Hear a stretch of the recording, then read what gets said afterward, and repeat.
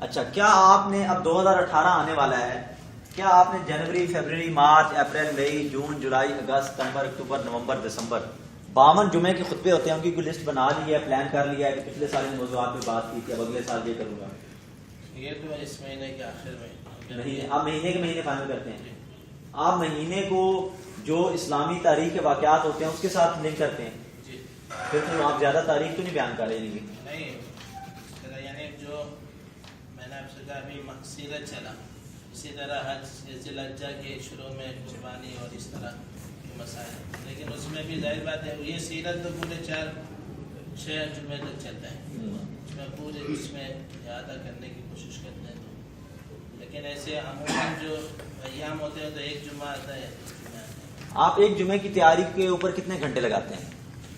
3 گھنٹے۔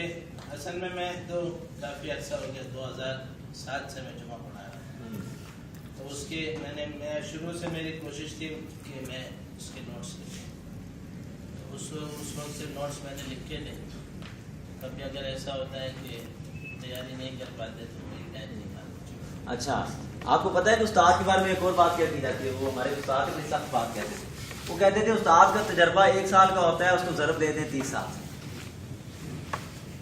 تجربہ کتنا ہوتا ہے؟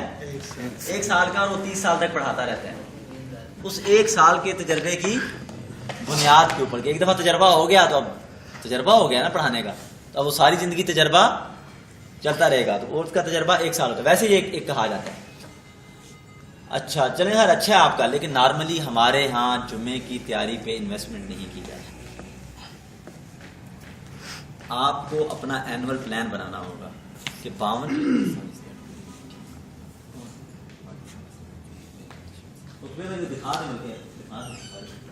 خطبے والی جو جمعہ خطبے کی کچھ چیزیں ہیں مسجد کی، اس کی دکھا دیں۔ اگر آپ اس کے اوپر محنت کریں، اس کے اوپر ورکنگ کریں، تو جمعہ بہت زبردست پلیٹ فارم ہے لوگوں کے مسائل کو حل کرنے کا۔ یعنی کہ جو لوگوں کو مسائل درپیش ہو رہے ہیں، جو چیزیں آ رہی ہیں، جو عمومی مثال کے طور پر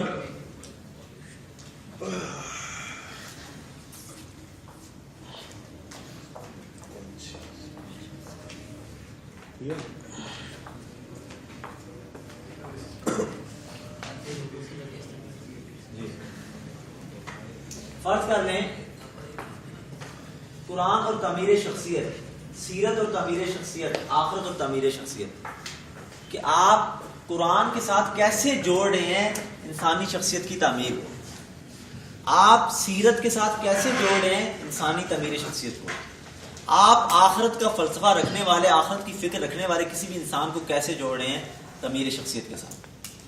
اگر آپ یہ تینوں چیزیں پڑھا رہے ہیں، آپ قرآن بھی بیان کر رہے ہیں، آپ سیرت بھی بیان کر رہے ہیں، اور آپ آخرت بھی بیان کر رہے ہیں، لیکن آپ اس کو آپ کے نمازی کی شخصیت کی تعمیر کے ساتھ یا معاشرے کی تعمیر کے ساتھ نہیں جوڑ رہے، تو آپ صرف تاریخ بیان کر رہے ہیں۔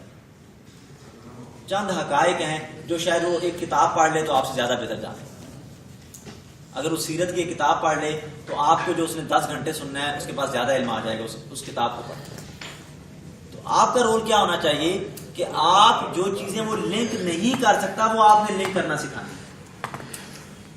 آپ نے اس کو جو ہے صرف یہ واقعہ نہیں سنانا کہ حضور صلی اللہ علیہ وسلم نے جو ہے وہ اخوت کروائی تھی اور یہ کیا تھا، آپ نے یہ کہنا ہے کہ تم نے کی ہے یا نہیں کی، تم نے اپنے کسی بھائی کی مدد کی ہے یا نہیں کی۔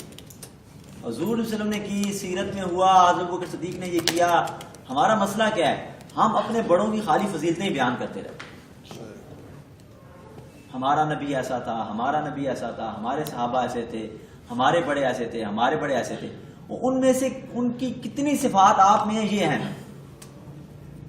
اللہ کے رسول صلی اللہ علیہ وسلم کا مقام کیا ہم بلند کر سکتے ہیں؟ کیا ہم اس کے اوپر لے جا سکتے ہیں؟ اس کا ایک ہی طریقہ ہے کہ اللہ کے رسول صلی اللہ علیہ وسلم کی کتنی صفات ہیں جو مجھ میں آ گئی۔ اگر وہ صابر تھے تو مجھے صبر کرنا چاہیے، وہ شاکر تھے تو مجھے شکر کرنا چاہیے، وہ اپنے مقصد کے ساتھ جو ہے وہ اخلاص والے تھے تو مجھے اخلاص والا ہونا چاہیے، وہ انسانیت کا درد رکھتے تھے تو مجھے انسانیت کا درد رکھنے والا، وہ علم کا اور عمل کا ایک پورا مرکز تھے تو مجھے وہ ہونا چاہیے۔ وہ صفات کتنی ہیں میرے پاس؟ ہم لوگوں کو اگر بتاتے ہیں کہ جہنم ایسی ہوگی، جنت ایسی ہوگی، برزخ ایسا ہوگا، ایسا ہوگا، ایسا ہوگا، تو کیا ہماری زندگی کے ساتھ وہ فلسفہ جڑ بھی پایا یا نہیں جڑ پایا؟ یعنی کہ لنکیج کرنا جمعے کے خطبے کے ذریعے، کہ ان کو یہ لگے کہ یہ کوئی تاریخ کی بات نہیں ہو رہی، یہ ہماری بات ہو رہی ہے۔ قرآن کے بارے میں کہا کہ آگے فیہ ذکرکم، اس میں کس کا ذکر ہے؟ تمہارا ذکر ہے۔ تو یہ ذکر جوڑنا ہوگا، عالم کا کام ہے یہ جوڑنا لنک، کہ ہاں مجھے قرآن میں اپنا آپ نظر آئے، میں جب عالم کی تقریر سنوں تو مجھے اس میں اپنا آپ نظر آئے۔ ہمارے لوگ کیوں نہیں سنتے؟ کہ ان کو لگتا ہے کہ مولوی صاحب کوئی اپنے کسے کہانیاں سنا رہے ہیں، واقعات سنا رہے ہیں، سنتے رہو بس، ٹھیک ہے۔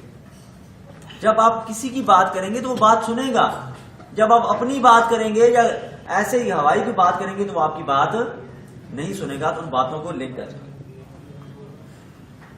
پھر اس کے بعد صبر کے اوپر، اور صبر بھی ایسے نہیں کہ صبر کا مادہ صبورہ سے نکلا ہے، اچھا یہ اس کو کہتے ہیں، یہ ہوتا ہے، یہ ہوتا ہے، نہیں۔ صبر کا مطلب یہ ہے کہ بیوی اگر کچھ کہہ دے تو صبر کیسے کرنا ہے، بچوں کی خاطر روزگار کمانے میں جو تکالیف آئیں گی صبر کیسے کرنا ہے، اگر کوئی دوست برا بلا کہہ دے تو صبر کیسے کرنا ہے۔